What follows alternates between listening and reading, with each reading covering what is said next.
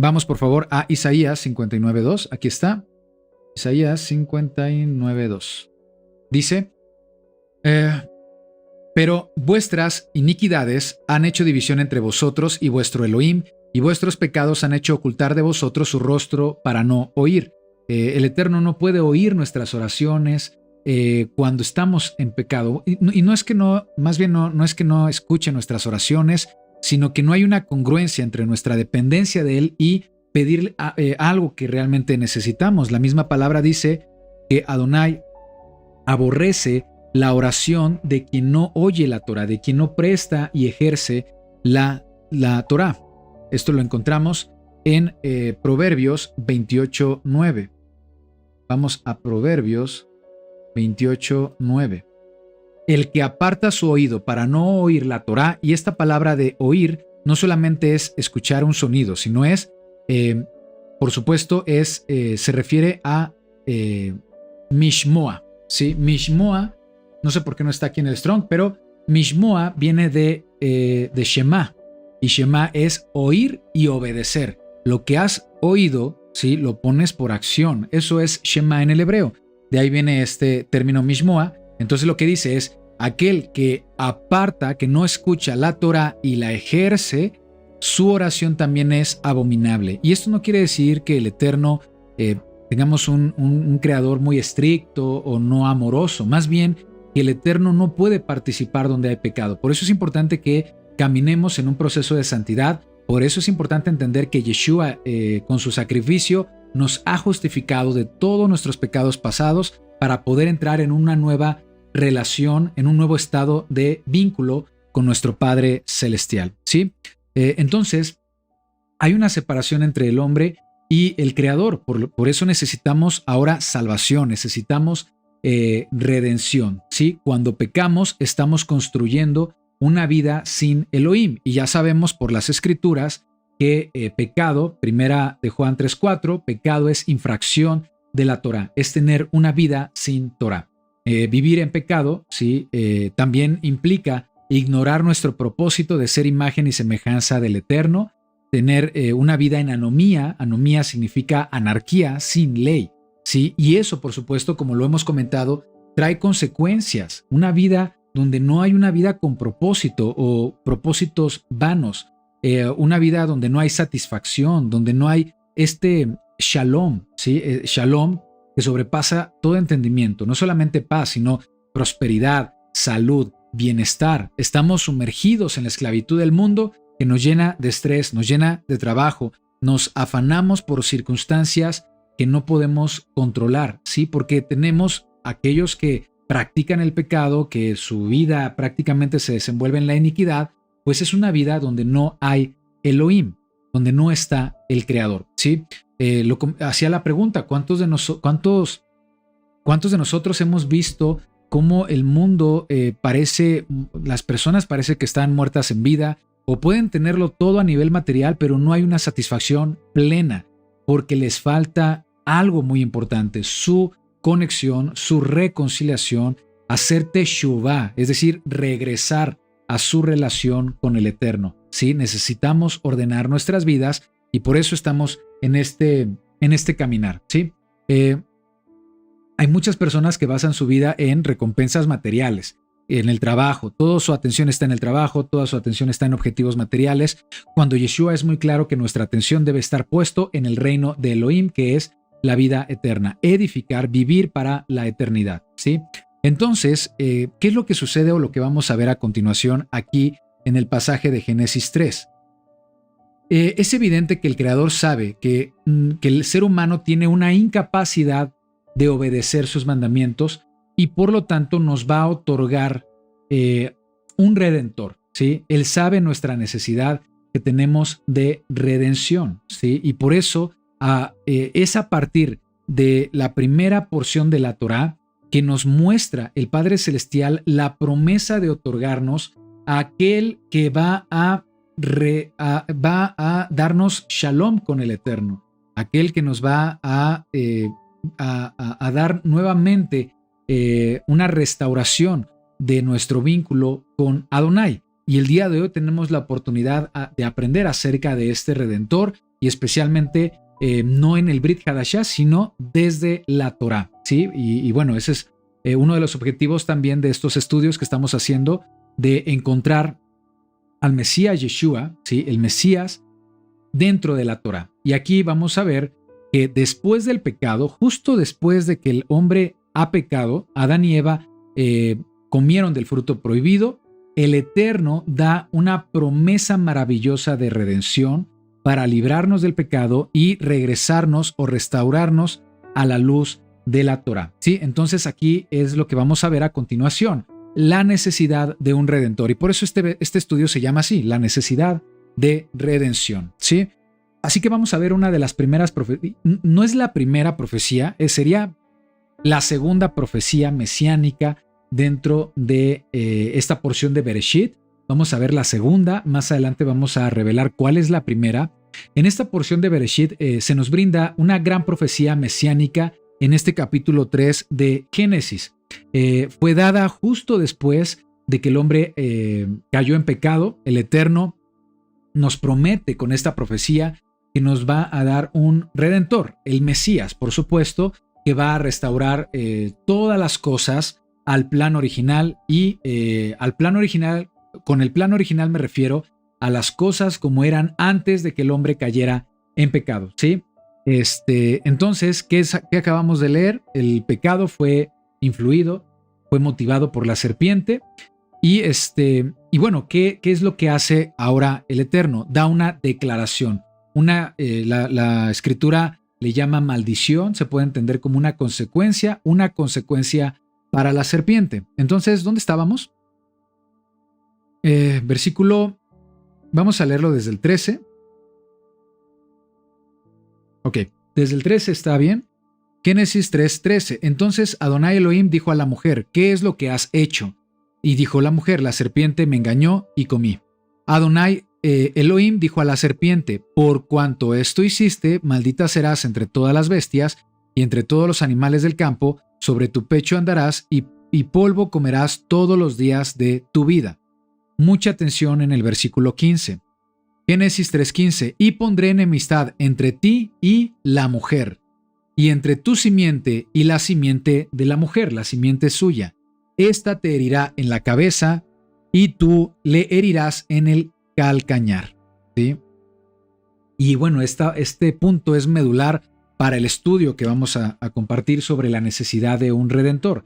Aquí dice que existirá una enemistad o una confrontación entre la mujer y la serpiente. Permíteme hacer un registro aquí en nuestro pizarrón para que podamos comprender esto. Bien. Bueno, te comparto también el pizarrón. ¿Sí? Nos habla de que va a haber una enemistad. ¿Sí? Vamos a poner algo así como un versus. La mujer versus la serpiente. Y aquí vamos a ir registrando información, por supuesto.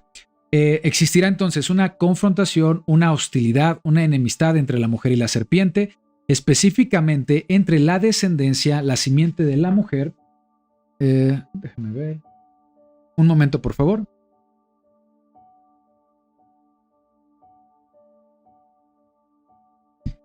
Sí, una indicación de mi esposa. Les comentaba, amados hermanos, que entonces hay una confrontación específicamente entre la descendencia de la mujer, que vamos a llamarle aquí Israel, ¿sí? La descendencia de la mujer, conforme avancemos en el estudio de la Torá, vamos a ir descubriendo que se trata de este linaje escogido por parte de Adonai, lo elige de la descendencia de Abraham y así continúa hasta darle un nombre. Vamos a poner o vamos a adelantar que se trata de Israel, ¿sí?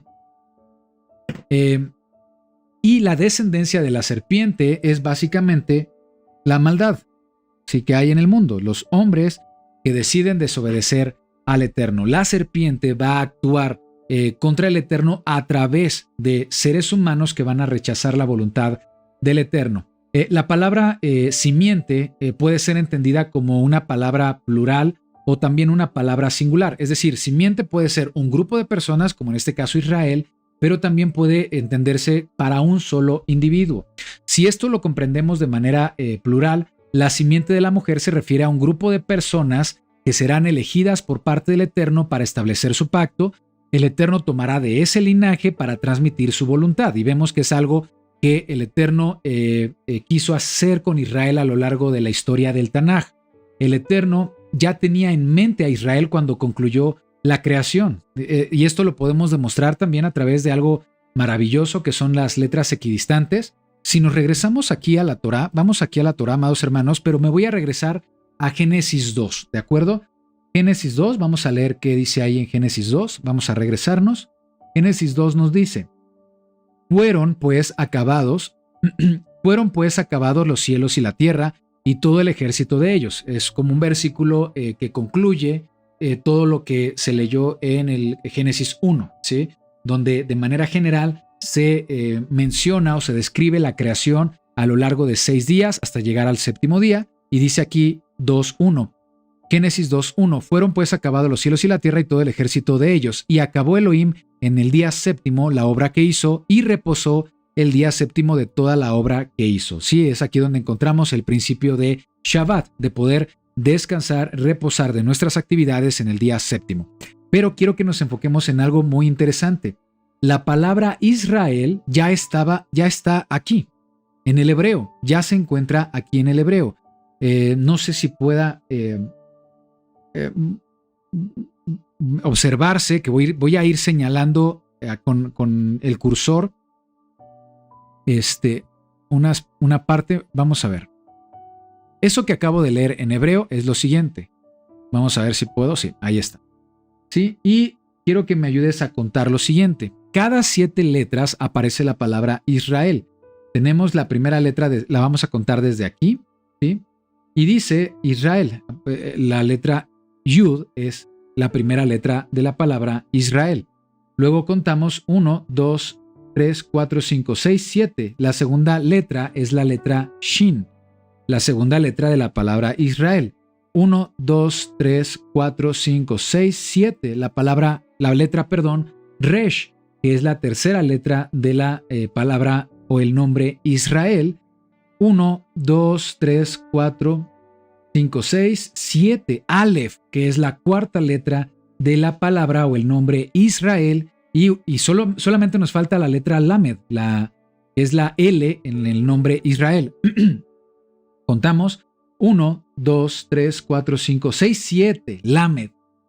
Cada 7 letras, el número del cumplimiento, el número el número 7 significa plenitud y que todo sea cumplido, y quiere decir que toda esta creación, la creación registrada en Génesis 1 y Génesis 2, tenía un propósito: llegar a un cumplimiento para establecer esta relación de Adonai con su pueblo llamado Israel. Israel sabemos que significa el que prevalece con Adonai o el que camina hacia Adonai, o también se traduce desde el hebreo el que gobierna es Adonai. Entonces ahí vemos el cumplimiento. Vamos a contar de nuevo para confirmar el nombre Israel, ¿sí? Vemos ahí la letra Yud, ¿sí? Aquí está. Yud es la primera letra. 1, 2, 3, 4, 5, 6, 7. Shin, Ish. 1, 2, 3, 4, 5, 6, 7. Resh, Ishra.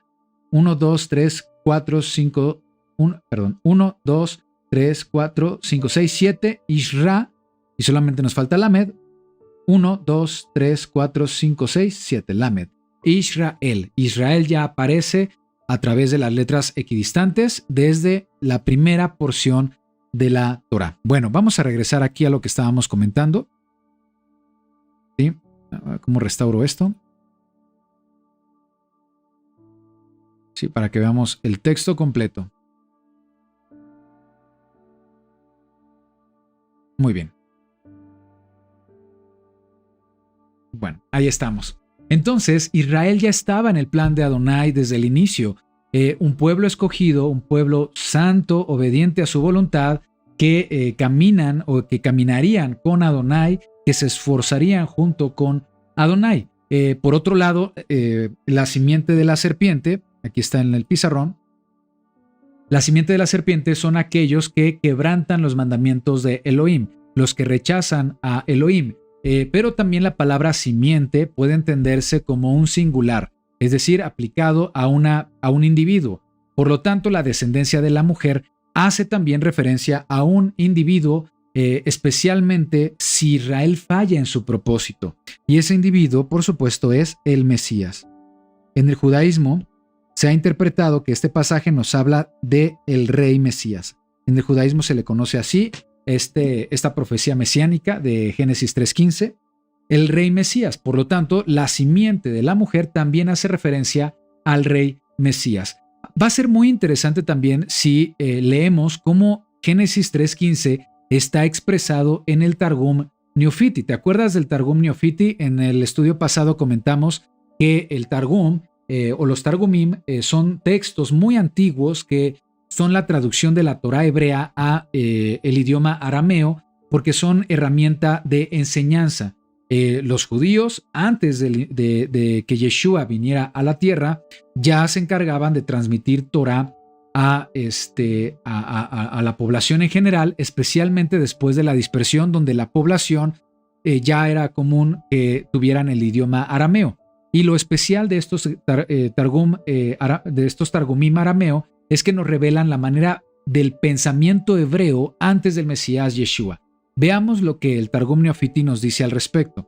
Les comentaba que el Targum lo comparto por Telegram, lo voy a compartir, ya lo he compartido, pero lo voy a seguir compartiendo en la conversación de esta publicación donde anuncié esta transmisión, para que puedas también tenerlo. Son archivos en PDF, son 5 tomos porque se refiere a cada uno de los libros de la Torá. Si no te has suscrito a Telegram, te invito a hacerlo. Puedes unirte para que podamos compartir contigo los diferentes recursos que utilizamos para la enseñanza.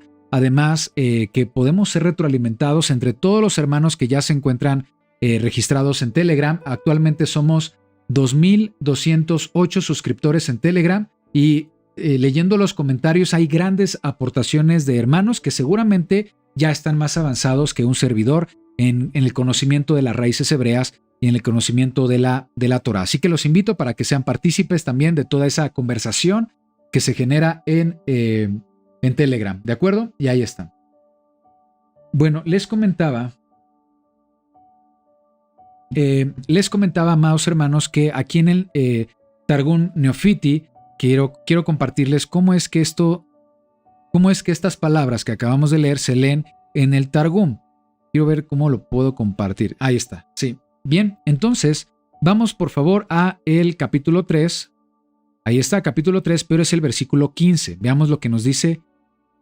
Vean lo que dice. Lo que dice en la Torá, en nuestra traducción, es Génesis 3:15. Veamos. Nos dice lo siguiente. Pondré enemistad entre ti y la mujer, se refiere a la serpiente, entre tu simiente, es decir, la simiente de la serpiente y la simiente suya. Esta te herirá en la cabeza y tú le herirás en el calcañar. Eso, ¿cómo lo interpretaban los hebreos antes del Mesías? Prefiero conocer la interpretación que tenían los hebreos desde el siglo I antes del Mesías que los judíos rabínicos el día de hoy, 2000 años después. En la mente de un judío del primer siglo, tanto antes como después del Mesías Yeshua, cómo interpretaba estas palabras lo vemos en el Targum Neofiti. Vamos a ver qué dice el versículo 15. Y enemistad pondré entre ti y la mujer, entre tus hijos y sus hijos. Ahí está la palabra simiente. Y va a ocurrir que cuando los hijos de ella guarden la Torá y pongan por obra los mandamientos, apuntarán a ti y te quebrantarán la cabeza y te matarán. Pero cuando abandonen los mandamientos de la Torá, tú apuntarás a él, a esta simiente, a los hijos de la mujer, y le herirás a él en su talón y le harás enfermar. Solo que el hijo de ella tendrá cura y tú no.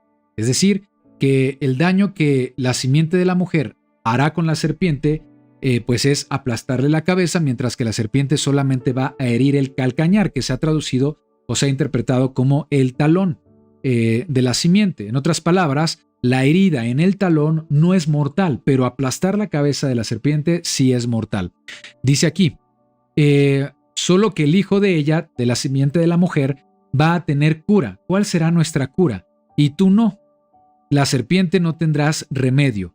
pues ellos estarán prontos a hacer las paces en el futuro, en el día del rey Mesías. ¿Sí? Y es muy interesante esta interpretación que se hace del texto, porque lo que tenían en la mente los hebreos, los judíos del primer siglo antes del Mesías, cuando fueron plasmadas estas palabras, es que la simiente de la mujer sería responsable de guardar la Torá, guardar los mandamientos del Eterno. Estamos hablando de Israel, pero si Israel no cumple y no guarda los mandamientos, va a ser herida por parte de la serpiente y necesita una cura. Por supuesto, la simiente de la mujer habla de la simiente de la mujer como Israel, pero también al Israel. Vamos a ir descubriendo en la Torá que Israel, así como Adán y Eva, siempre fueron incapaces de guardar los mandamientos de Adonai. Por lo tanto, ellos, cuando hay desobediencia, no hay ningún poder sobre el adversario. Pero la obediencia a la voluntad del Eterno es lo que vence al maligno, es lo que vence a Hasatán. En este caso, Israel, al ser incapaz de guardar la voluntad del Eterno, entonces fue necesario que la simiente de la mujer viniera en salvación y redención a través del rey Mesías. ¿Sí? Espero que sea claro lo que estamos compartiendo aquí. Entonces, la simiente hace referencia no solamente a un pueblo, Israel, sino también a un individuo llamado el Mesías, el rey Mesías, quien será quien finalmente aplastará la cabeza de la serpiente, es decir, va a destruir el poder de aquel que incitó a la mujer al pecado. En otras palabras, desde la porción 1, Bereshit, desde el inicio de la Torá, ya se está anunciando la destrucción de Satanás por medio de un redentor. Entonces, la simiente de la serpiente se trata no nada más, la simiente de la mujer no solamente es un pueblo escogido, que posteriormente va a tener el nombre Israel, sino que también nos muestra la incapacidad de Israel de guardar la Torá de Adonai. Para poder identificar a este Redentor, para poder identificar al Mesías, quiere decir que su genealogía será atribuida a una mujer y no a un hombre. Aquí tenemos una pista profética de que el Mesías Yeshua, para rastrear su linaje, no va a ser a través de un hombre, sino a través de una mujer. Por eso también esto llamado simiente de la mujer será cumplido en el Mesías Yeshua a través del linaje de una mujer y no de un hombre, lo cual es extraño si consideramos que la práctica normal en las escrituras es que el linaje lo determine el varón, salvo algunas excepciones que existen por supuesto, y especialmente es extraño porque la palabra simiente en hebreo significa esto. Veamos. Tenemos aquí, pondré enemistad entre ti y la mujer, simiente. La palabra simiente en hebreo es será, tera, ¿de acuerdo? ¿Qué significa semilla? Significa también descendencia, por supuesto, o descendencia. Significa también linaje, por supuesto, es importante que retengamos estos puntos. Significa sembrar, también significa semen, ¿sí? Semen, o también significa esperma, ¿sí? La palabra será significa semen o esperma. Entonces, si puedes ver, hay algo raro aquí, ¿verdad? Vamos aquí al pizarrón para registrar la palabra será. La palabra será significa, entonces dijimos, linaje, simiente, esperma o semen, semilla. ¿Ok? Semilla. Eso significa cera. Y bueno, aquí pues debemos notar que la Torá habla de la simiente de la mujer, lo cual por supuesto no es natural. La simiente o el esperma vienen del hombre, por lo que atribuir el linaje a una mujer indica que el Mesías se va a presentar de una manera diferente, indica que habrá algo diferente sobre el Mesías. Y evidentemente esto nos apunta a un nacimiento extraordinario. Nos está diciendo aquí que el nacimiento del Mesías será sin la semilla de un varón, ¿sí? Para no contaminarse con el pecado de Adán, a quien se le atribuye la consecuencia del pecado. Vamos a comprobar esto con las escrituras, Romanos 5:12. Vamos aquí a la Biblia, Romanos 5:12. Por lo tanto, como el pecado entró en el mundo por un hombre, y por el pecado la muerte, así la muerte pasó a todos los hombres por cuanto todos pecaron.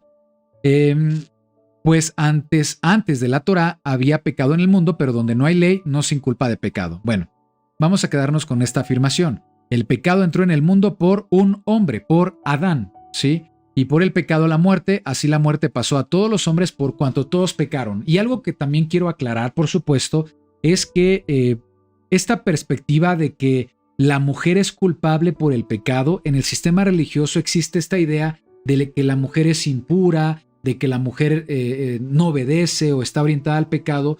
Pues con este entendimiento se erradica ese pensamiento. ¿Por qué la Torá y por qué la Biblia siempre ha atribuido a Adán, al hombre, al varón, el pecado de desobediencia? Porque Adán no fue un buen líder, no fue un buen sacerdote, no transmitió la Torá correctamente con su mujer.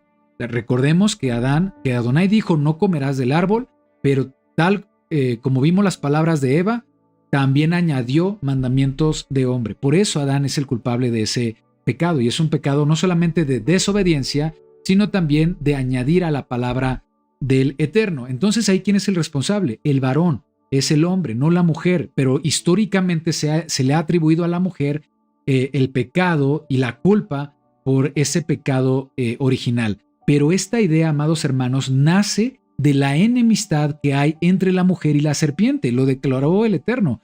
Va a haber enemistad entre la mujer y Hasatán. Por eso Hasatán siempre ha intentado destruir la imagen de la mujer, siempre ha sometido a la mujer, siempre ha sido hostil contra la mujer a lo largo de la historia. Pero aquí necesitamos hacer una rectificación. Aquí el responsable fue Adán, porque a él se le transmitió la Torá. Y por eso el Mesías Yeshua, en el tiempo que estuvo con nosotros en la carne en el primer siglo, ¿a quién responsabilizó de la mala enseñanza? No le llamó hipócritas a todos los judíos, señaló al liderazgo judío de su época, porque ellos eran los responsables de enseñar Torá al pueblo, eran los responsables de enseñar acerca de Elohim al pueblo judío, pero lo estaban enseñando mal porque estaban añadiendo su tradición, sus mandamientos de hombres, y Yeshua los señaló como hipócritas. Entonces, es importante que entendamos esto. No están responsabilizando aquí a la mujer, sino al hombre, porque el pecado original consistió en la desobediencia de Adán, porque él conocía la Torá en su sana doctrina. Él conocía el mandamiento puro de Adonai, que es no comer del árbol, y fue justamente lo que él hizo. Bueno, entonces el pecado entra al mundo por un hombre, ¿sí? Y esto nos obliga, cuando regresamos aquí a las palabras de Génesis 3:15, pondré hostilidad entre la mujer, entre la simiente de la mujer y la simiente de la serpiente. Bueno, esto que estamos escribiendo en el pizarrón, ¿sí?, nos obliga a rastrear el linaje del Mesías, ¿sí?, a través de rastrear su ascendencia a través de la madre y no del padre, ¿sí? No se da aquí una explicación de por qué, no se da aquí una explicación de por qué el Eterno estableció esta condición, pero sí tenemos una pista profética hasta cuando leemos al profeta Isaías, quien profetizó que el Mesías nacerá de una joven, de una doncella o de una virgen, y eso lo encontramos en Isaías 7:14. Créeme que cuando Isaías escribe estas palabras tenía en mente esta segunda profecía mesiánica que existe en la parashá de Bereshit, de Génesis. Isaías 7:14. Vamos a Isaías 7:14. Dice: por tanto, Adonai mismo dará señal. ¿Cuál será la señal que dará Elohim? He aquí que la Virgen concebirá y dará a luz un hijo y llamará su nombre Emanuel, que significa o que se traduce Elohim entre nosotros, ¿sí? Se tradujo como Dios entre nosotros, pero lo correcto es Dios entre nosotros, Elohim entre nosotros. Y bueno, aquí también quiero hacer una aclaración aprovechando que toqué el tema. Muchos afirman que este concepto de virgen, ¿sí?, aquí está, virgen es imposible que una virgen dé a luz, ¿sí? De entrada, es imposible que una mujer virgen que no ha tenido relaciones sexuales dé a luz. Pero podemos saber que para Elohim nada es imposible.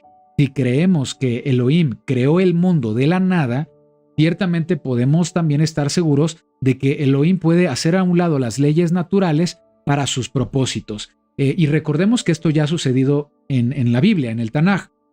Por ejemplo, Sara, esposa de Abraham, era anciana, no tenía hijos, y Elohim hizo el milagro de que tuviera como hijo a Isaac. ¿Recuerdas este pasaje? Claro que lo vamos a tocar cuando hablemos de la parashá correspondiente, sí, pero haciendo un recordatorio, los ángeles informaron a Abraham. ¿Recuerdas que Adonai se manifestó ante Abraham como un hombre acompañado de 2 ángeles o de 2 mensajeros? Y le informaron a Abraham sobre este milagro, que Sara va a tener un hijo, una descendencia. ¿Qué hizo Sara? ¿Sí? ¿Qué hizo Sara? Se rió, ¿sí? Se rió de esa afirmación, evidentemente mostrando su incredulidad al respecto, porque ya era una mujer anciana y nunca había tenido hijos. Entonces, de la misma manera, muchos el día de hoy se ríen de que el Mesías nació de una forma milagrosa a través de una virgen, sin la necesidad de la simiente del varón, pero eso es justamente lo que nos dice la profecía mesiánica en Génesis 3:15, que ya leímos. Además, hay muchos ejemplos más. Rebeca, esposa de Isaac, era estéril, pero recibió el milagro por parte de Adonai. Eso lo puedes leer, dame un momento. Lo puedes leer, por ejemplo, en Génesis 25:21. ¿Sí? Rebeca, que era estéril, recibe el milagro y por eso puede concebir. Génesis 25:21. Tenemos el ejemplo también de Raquel, ¿sí? Que Raquel era estéril y Elohim abrió su matriz. Génesis 29:31. La madre de Sansón también era estéril y Elohim hizo el milagro. Y bueno, tuvo a Sansón. En Jueces 13:3 está la evidencia. Ana, que es madre del profeta Samuel, también su matriz fue abierta cuando era estéril o estaba cerrada y Elohim hizo el milagro. Primera de Samuel 1:20. Entonces, hay evidencia de que el Eterno puede participar en estos asuntos. ¿Cuán mayor el nacimiento del Mesías que pueda ser concebido a través de una virgen? Entonces, aquí en Isaías 7:14 que dice, el Señor mismo dará señal, he aquí que la virgen concebirá, dará a luz un hijo y llamará su nombre Emanuel. Habla de que el linaje del Mesías tiene que ser rastreado a través de la mujer, de la madre, y eso está totalmente conectado con Génesis 3:15, que nos habla de la profecía mesiánica de la simiente de la mujer.